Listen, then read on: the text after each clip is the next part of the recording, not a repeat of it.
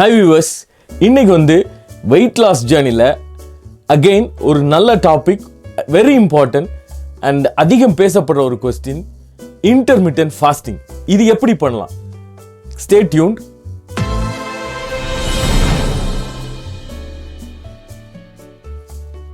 Weight loss அப்படிங்கிற விஷயங்களை பற்றி நம்ம தமிழில் நிறைய சேனல்ஸில் நிறைய விஷயங்கள் போட்டுட்டு வராங்க.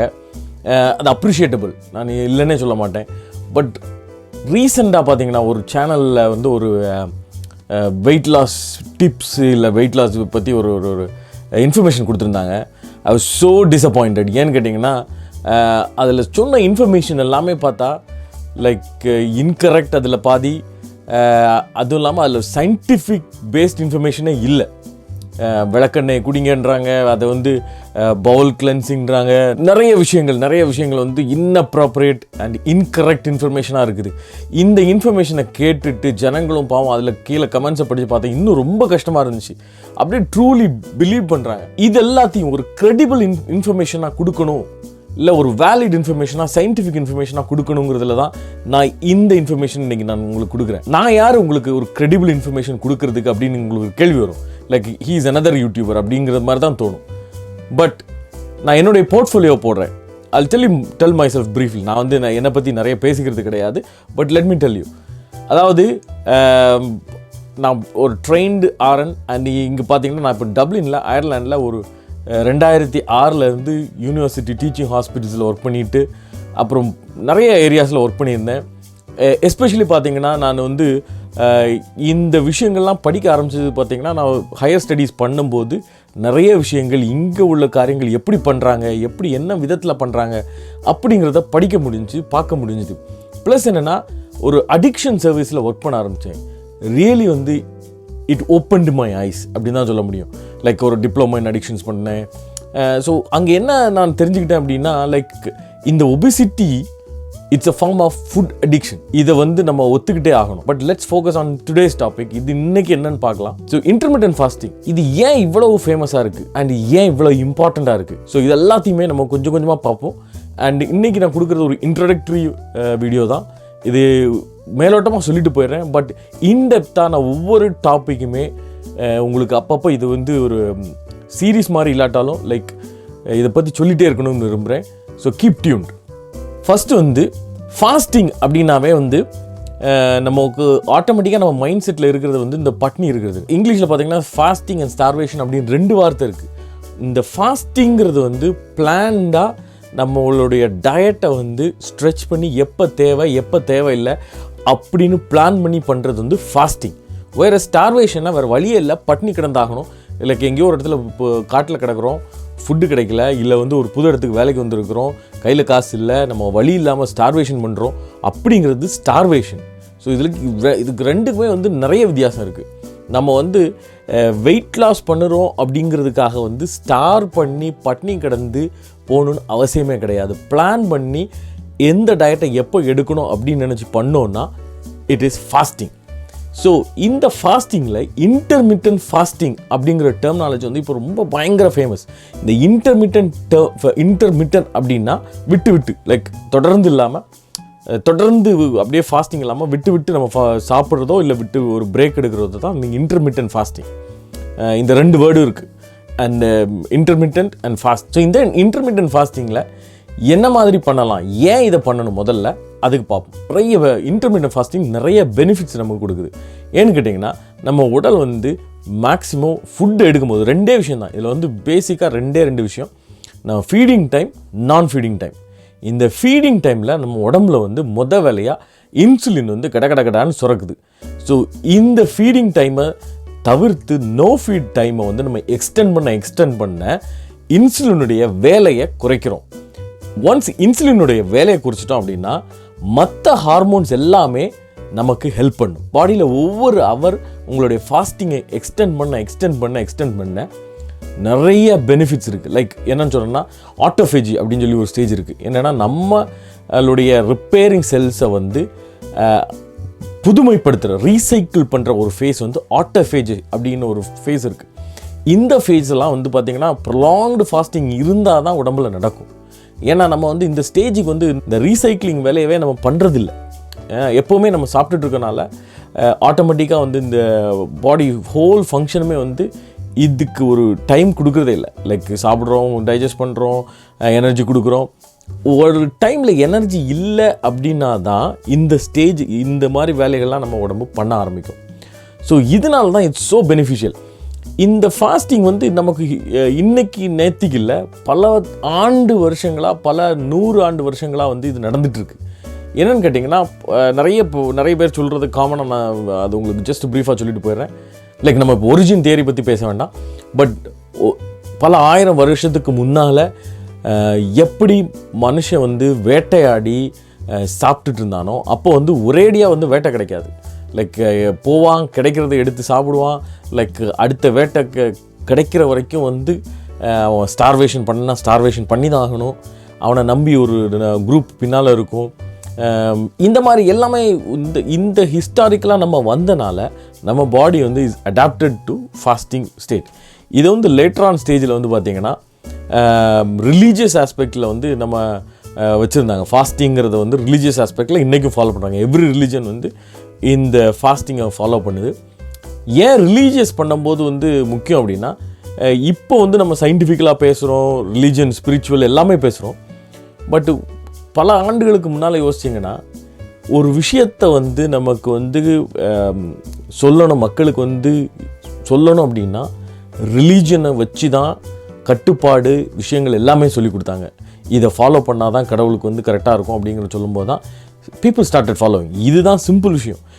எல்லா ரிலீஜன்லேயும் ஃபாஸ்டிங் இருக்குது. ஏன்னா ரிலீஜன் வந்து ஒரு மேஜர் ரோல் ப்ளே பண்ணியிருக்கு இந்த ஃபாஸ்டிங்கை எஸ்டாப்ளிஷ் பண்ணுறதுக்கு. ஸோ நம்ம இப்போ அதுக்குள்ளால போக வேண்டாம், பிகாஸ் நம்மளுடைய ஃபோக்கஸ் வேறு. ஸோ இது வந்து இருந்துகிட்டே இருந்திருக்கு, ஜனங்கக்கிட்ட இருந்துகிட்டே இருந்திருக்கு. இப்போது நாம் வந்து இந்த மாதிரி ஒரு ஸ்டேஜ், ஏன்னா வெயிட் லாஸ்னாவே வந்து ஃபஸ்ட்டு நம்ம டயட் அப்படி தான் நம்ம பார்க்குறோம்.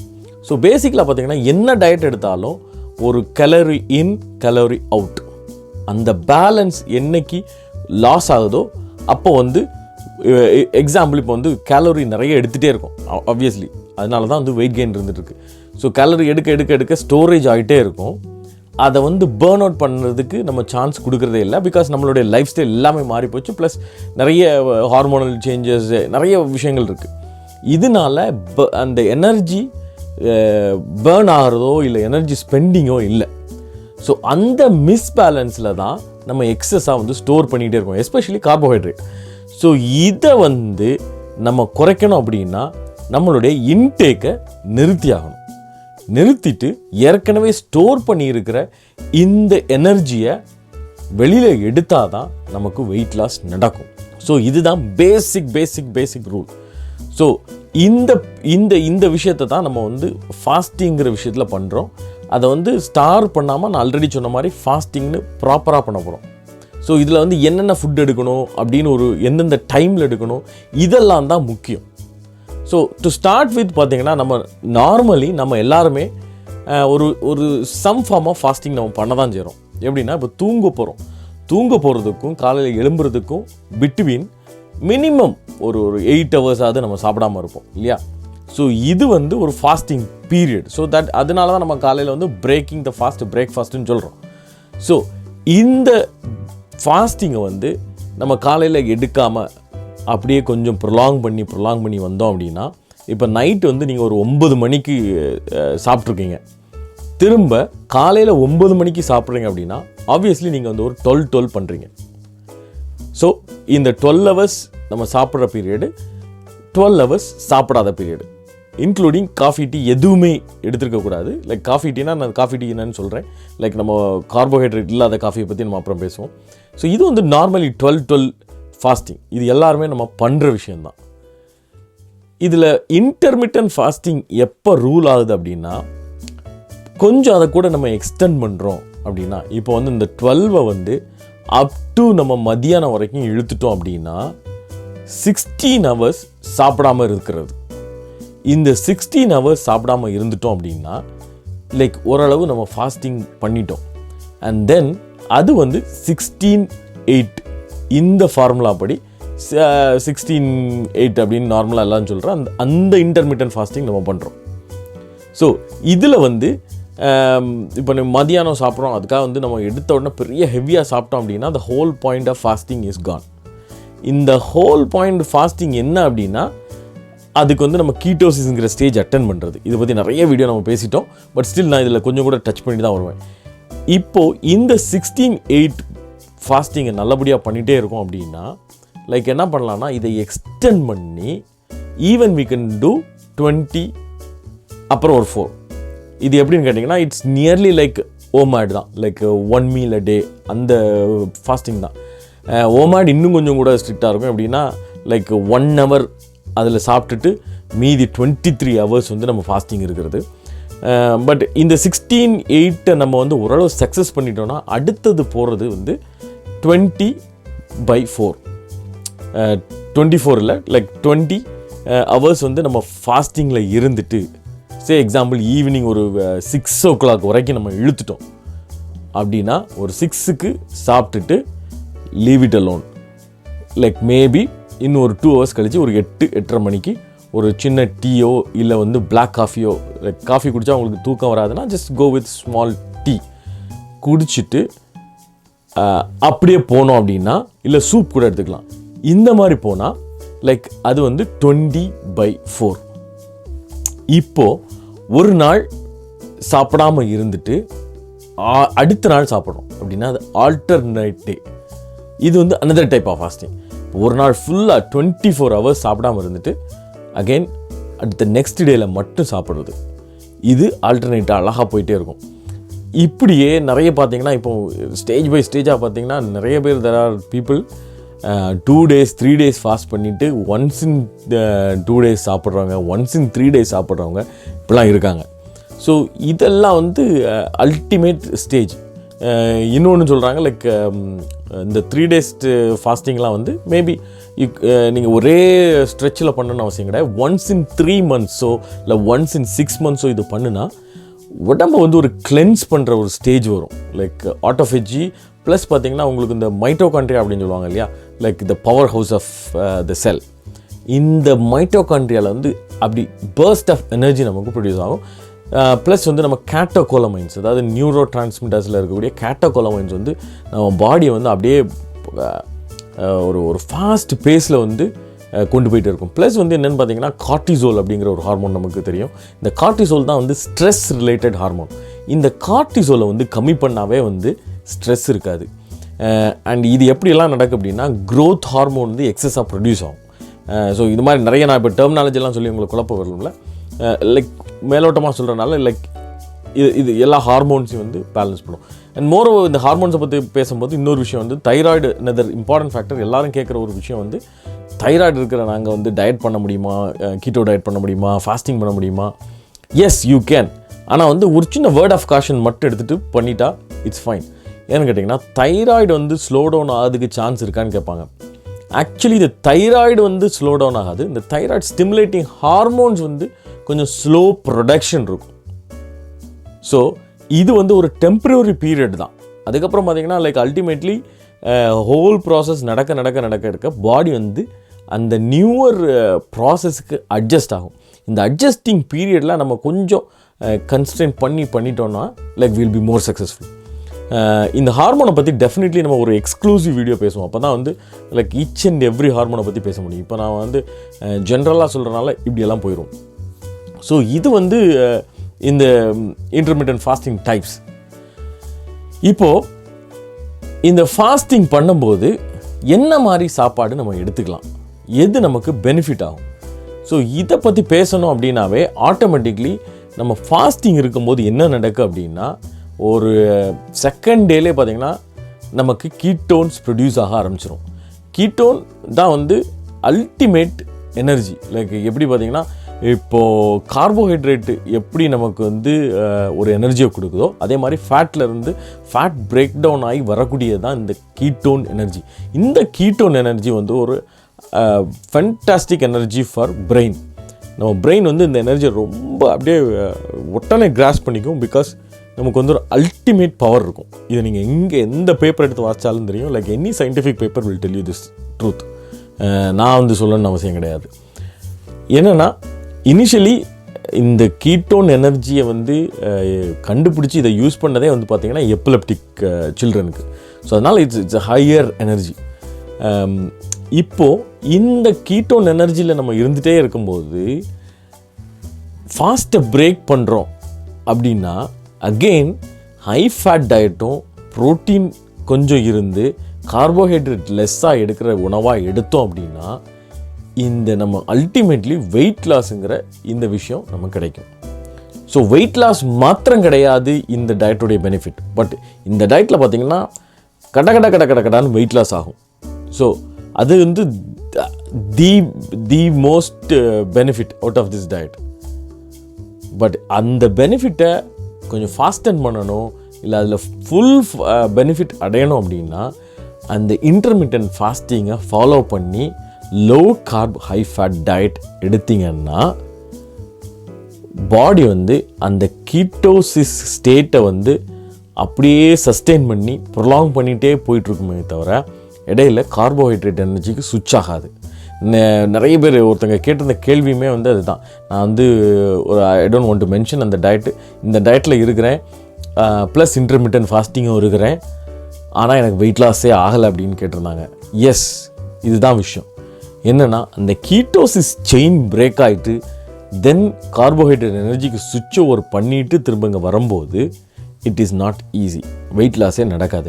நீங்கள் இப்படியே இந்த keto or the low carb high fat டயட்டை எடுத்துகிட்டே இருந்துட்டு இந்த ஃபாஸ்டிங் பண்ணிங்கன்னா ஃபாஸ்டிங் பண்ணுறதுல ஒரு அர்த்தம் இருக்குது. It will give you result. So இதுதான் இந்த இன்டர்மிட்டன்ட் ஃபாஸ்டிங்கும் கீட்டோ டயட்டுக்கும் இருக்கக்கூடிய ஒரு அப்சல்யூட் ஃபென்டாஸ்டிக் காம்பினேஷன். ஏன்னா ரெண்டுமே வந்து கைகோர்த்து போகிற ஒரு விஷயம்.